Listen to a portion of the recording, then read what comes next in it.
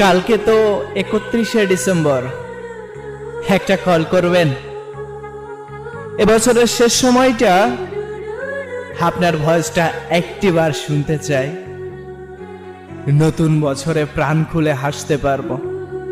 জানি হয়তো সে ভাগ্য আমার হবে না, তবুও কেন জানি অপেক্ষা করতে মন চায়।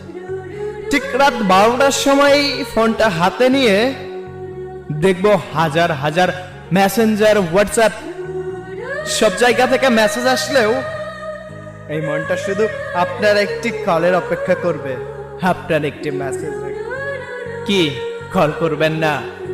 এতটা পাষাণ হইয়েন না। ভালোবাসি বলতে হবে না, অপরিচিত মানুষকেও তো মানুষ জিজ্ঞাসা করে ভাইয়া কেমন আছেন। ঠিক সেভাবেই না হয় একবার বলিয়েন।